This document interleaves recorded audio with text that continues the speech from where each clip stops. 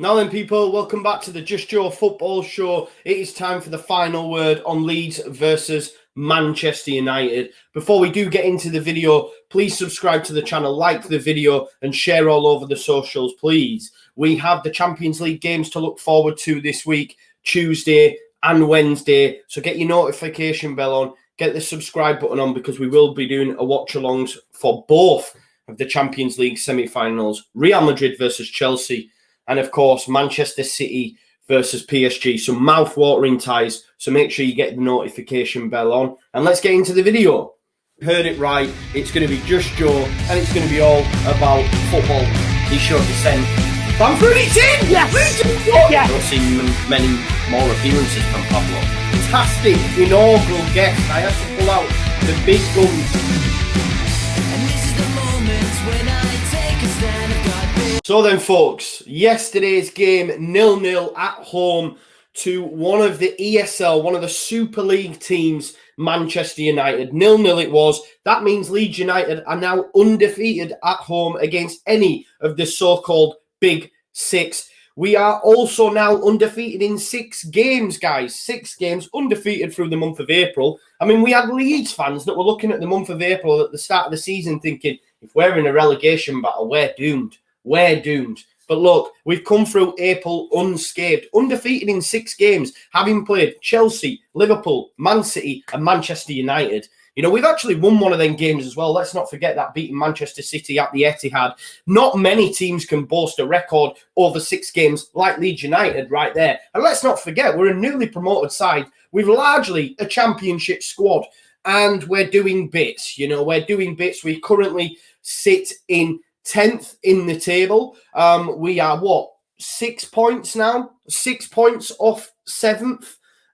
So that means we're actually 9th in the table. 9th, let me get it right. But we're 6 points off Tottenham now. With 5 games left to go, and we still have Tottenham to play. Don't get me wrong, it's going to be hard, but there is still a shout that we can get into 7th place. And, of course, qualifying for Europe. Fingers crossed, the dream is still alive, but we need to continue to go undefeated. We need results to go our way, but it's not out of the realms of possibility. And we've put ourselves in a position like that after coming through them tough 3 games. You know, I always said to you, if we can come through them tough 3 games having taken some points, not points from every single game, I may add, then we've put ourselves in a decent position. We've got Tottenham to play, win that, win the rest. Who knows? Who knows? We need Everton to drop points as well, but they're so inconsistent. So there is still a chance. Hold on to that glimmer of hope that we're going to tune up that band. We're going to tune up that European band. The champions. And that still is a thing. So fuck you, ESL. Fuck you, ESL. But let's get into the game itself. Look, neither side deserved to win it for me. Manchester United might come out and say, look, we had a lot of shots. Yeah, but, you know, did you carve us open? No. Did you create clear-cut chances? No. Were you left to pot shots, free kicks, corners? Yes. I do believe, guys, if we had Rodrigo, if we had Rafinha, we'd have had outballs, we'd have had outlets. We've seen at Manchester City just how much danger Rafinha caused. Hence, Fernandinho putting him in the bin and causing an injury, which has meant he's missed the last 2 games. Fernandinho, you bellend. He's a great player, though. He's a great player. I actually won the record for the most Carabao Cup wins yesterday with 6. The only player to do that. So I do like Fernandinho, but he shouldn't have done that to his compatriot in Rafinha, because that means we've missed him, and we've missed him big time. And we might have won them games. We might have beat Liverpool. We might have beat Manchester United with Rafinha in the full. But it wasn't to be. But that's okay. Look, I look across the team yesterday. I think going forward, we lacked. But at the back, like to a man, we were absolutely exceptional. You know, Robin Koch coming on for Pogba as soon as he came on. That was obviously a tactic employed by Bielsa. As soon as Pogba comes on comes Koch. He's your man. You do not let him go. And he didn't. Pogba had no effect on the game. Another person that had no effect on the game was, of course, Bruno Fernandes. Calvin Phillips went home last night, opened up that pocket, and out-dropped Bruno. I don't care what anyone says. He absolutely pocketed him. He was Batty-esque yesterday. Luke Shaw was given man of the match by Sky. I don't know how, because Calvin absolutely bossed it for me. Thought Diego Llorente was exceptional again.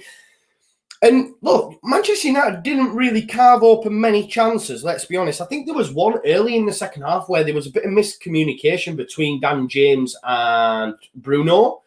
which could have easily caused at least a shot-taking action.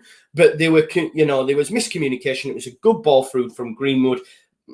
They didn't know who was going for the ball, and ultimately Leeds dealt with it. It was a bit of a let-off, if I'm being totally honest. Bruno was not happy, and he let Dan James know. So there was the free kick, the knuckleball-esque free kick from Marcus Rashford.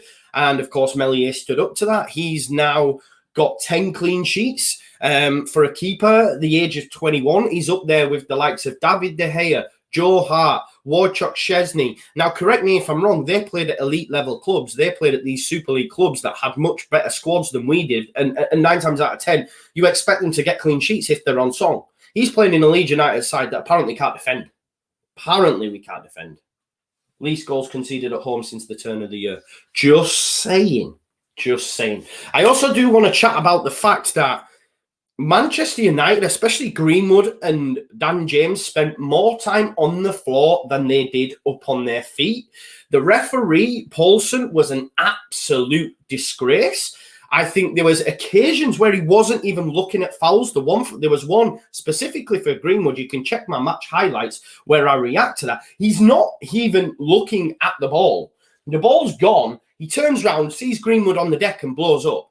There was another one later on that Sky picked up on, which I weren't aware doing the watch along, where the bench screamed for a free kick. And he gave them a free kick. It was shocking refereeing. We've seen Elland have a go at the line. Oh, look, you're just waiting for VAR. You're just using it as a crutch.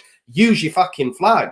Use your flag, man. That's what it's there for. I thought the refereeing on the whole was pretty poor. There was once where Bamford went through and he tried to get the other side of Maguire, and Maguire brought him down and it went the other way. I don't know. Super 6 bias, top 6 bias. I'm not sure. But I thought the referee had an absolute shocker.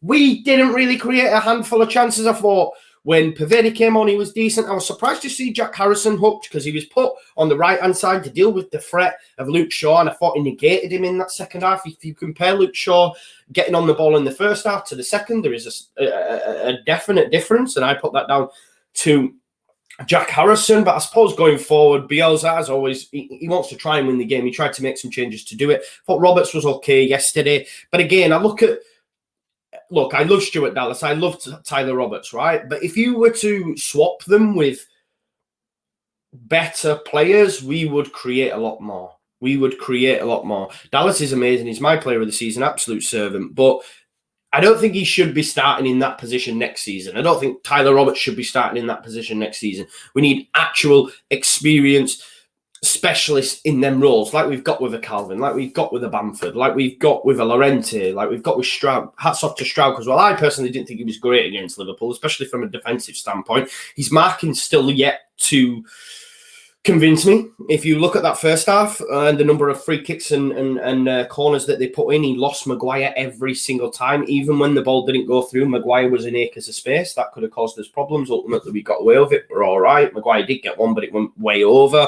But I think defensively, just as a whole, Alioski is definitely playing himself into a contract. I think he's been exceptional in the last, 5 games where we've, been undefeated in the last 6. But yeah, look, I'm really proud of the lads today. I think defensively, Calvin and Lower were fine.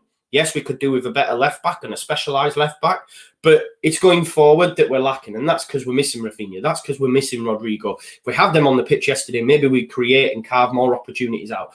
Not maybe, we would have. We didn't really test Henderson enough, or their backline. But look, they're a great side. They have a number of clean sheets this season. They had to bring on Cavani, which worried me. We knew, I suppose as the game wore on, I was just thinking they're going to get one. They're going to get one so late, because it's what they do, and they didn't, and it was 0-0. I mean, I'm shocked it was 0-0. I said beforehand, much like Ole Gunnar Solskjaer did, there is not a cat in hell's chance that this game will stay 0-0.